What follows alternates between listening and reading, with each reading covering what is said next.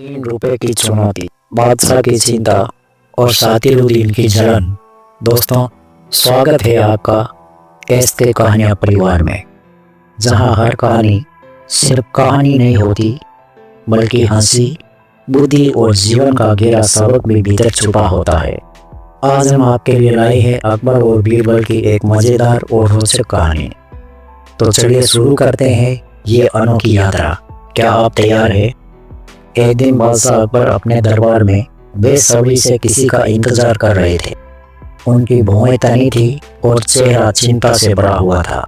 ये देखकर दरबार में मौजूद चालाक मंत्री सातिरुद्दीन को मौका मिल गया। वो तपाक से बोल पड़ा, हुजूर, आपके चमकते चेहरे पर आज ये उदासी क्यों? कोई परेशानी है तो अपने इस वफादार सेवक को बताइए। बादशाह अकबर ने गहरी सांस ली और बोले, सातिरुद्दीन, मैं बीरबल का इंतजार कर रहा हूँ। मैंने उसे एक बेहद ही महत्वपूर्ण काम सौंपा है। बीरबल का नाम सुनते ही सातिरुद्दीन का चेहरा लाल हो गया, जैसे किसी पड़ोसन ने नई साड़ी खरीद ली हो और उसे जलन हो रही हो। उसने तुरंत कहा, हुजूर, मुझे समझ नहीं आता, आप हर बार बड़े काम बीरबल को ही क्यों सौंपते हैं? क्या हम दरबारी मूर्ख हैं? हमें भी अपनी काबिलियत दिखाने का मौका दीजिए। ये सुनकर बादशाह अकबर की आंखों में शरारत भरी चमक आ गई। उन्होंने सोचा, क्यों ना बीरबल के आने तक इस चालाक मंत्री की परीक्षा ली जाए। वो मुस्कुराए और बोले, ठीक है सातिरुद्दीन, तुम इतने सालों से हमारे दरबार में हो, तो आज तुम्हें एक मौका देते हैं। सातिरुद्दीन ने सीना तान कर कहा, हुक्म कीजिए महाराज, मैं तो आपके लिए दुनिया को उल्टा कर सकता हूँ। बादशाह ने अपनी जेब से 3 चमकते हुए सिक्के निकाले और बोले, दुनिया उल्टने की जरूरत नहीं है, तुम्हें बस इन 3 सिक्कों को बाजार में खर्च करना है। 3 अलग अलग चीजें खरीदनी है और हर चीज की कीमत ठीक ₹1 होनी चाहिए। सातिरुद्दीन ने हंसते हुए कहा, बस इतना? ये तो बच्चों का खेल है हुजूर। बादशाह अकबर ने कहा, रुक जाओ सातिरुद्दीन, एक शर्त है। पहली चीज यहाँ की नहीं होनी चाहिए, दूसरी चीज वहाँ की नहीं होनी चाहिए और तीसरी चीज ना यहाँ की होनी चाहिए और ना वहाँ की। ये सुनकर सातिरुद्दीन का सिर चकराने लगा। वो सोच में पड़ गया, यहाँ की वहाँ की, ना यहाँ की ना वहाँ की, ये क्या पहेली है? लेकिन आत्मविश्वास के नशे में चूर सातिरुद्दीन ने चुनौती स्वीकार कर ली। उसने सिक्के लिए और बाजार की ओर चल पड़ा। बाजार में पहुंचकर वो एक दुकानदार के पास गया और हकलाते हुए बोला, भाई, तुम्हारे पास ऐसी चीजें हैं जो यहाँ की हो, दूसरी वहाँ की हो और तीसरी ना यहाँ की हो और ना वहाँ की। दुकानदार ने भौचक्का होकर बोला, क्या चाहिए आपको साहब? साफ साफ बताओ। सातिरुद्दीन ने गुस्से में दोहराया, मैंने कहा ना, यहाँ की वहाँ की और ना यहाँ की और ना वहाँ की। दुकानदार का पारा चढ़ गया, यहाँ से निकलो वरना ऐसा पीटूंगा कि सितारे दिखाई देंगे। सातिरुद्दीन डर के मारे वहां से भाग गया। उसने सोचा, बादशाह ने तो मुझे फंसा दिया। वो एक के बाद एक दुकानदार के पास गया, लेकिन हर जगह उसे यही सुनने को मिला, या तो दुकानदार हंस पड़ते या उसे भगा देते। आखिरकार थक हार कर वो खाली हाथ महल लौट आया। महल में बीरबल पहले से ही लौट चुका था।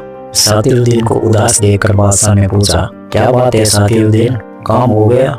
सातिरुद्दीन ने सिर झुकाकर कहा, माफ कीजिए हुजूर, मैं ये चुनौती पूरी नहीं कर पाया, लेकिन मुझे लगता है कि ये इतना मुश्किल सवाल है, शायद बीरबल भी इसे हल ना कर सके।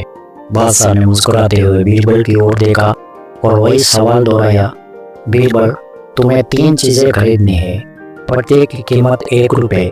पहली चीज यहाँ की, दूसरी चीज वहाँ की और तीसरी यहाँ की ना वहाँ की। बीरबल ने गहरी सांस ली, उसका चेहरा गंभीर हो गया और वो चुपचाप सोच में डूब गया। सातिरुद्दीन ने मौका देकर चुटकी ली, देखा हुजूर, बीरबल भी फंस गया। बीरबल बिना कुछ बोले महल से निकल गया। सातिरुद्दीन खुशी से फूला ना समाया। उसने सोचा, बस अब बीरबल का खेल खत्म।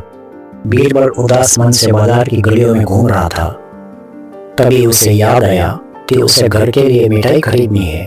वो एक मिठाई की दुकान पर रुका और दुकानदार से पूछा, भाई, इस पेठे की कीमत क्या है? ₹1 में 1 किलो है साहब। दुकानदार ने गर्व से कहा, यह हमारे शहर की मशहूर मिठाई है। यह सुनकर बीरबल की आंखों में चमक आ गई। यहाँ की चीज, उसने मन ही मन सोचा। उसने 1 रुपए में पेठा खरीद लिया। तभी एक भिखारी पास आया और भिखारी बोला, साहब, भगवान के नाम पर कुछ दे दीजिए। अगर आप मुझे कुछ देंगे तो भगवान आपको स्वर्ग में 1000 गुना लौटाएंगे। बीरबल ने मुस्कुराकर अपनी जेब से 1 रुपए का सिक्का निकाला और उस भिखारी को दे दिया। भिखारी ने खुशी से कहा, भगवान आप पर कृपा करे। ये सुनते ही बीरबल को दूसरा जवाब मिल गया। वहाँ की चीज, स्वर्ग का आशीर्वाद, वो खुशी से उछलने लगा। तभी उसका एक सिक्का जेब से गिर गया और वो पास ही जुए के खेल में लगे एक व्यक्ति के सामने चला गया। उसने सिक्का उठाया और हंसते हुए कहा, देखो, ये कटोरा खाली है, तुम हार गए। ये देखकर बीरबल को आखिरी जवाब भी मिल गया।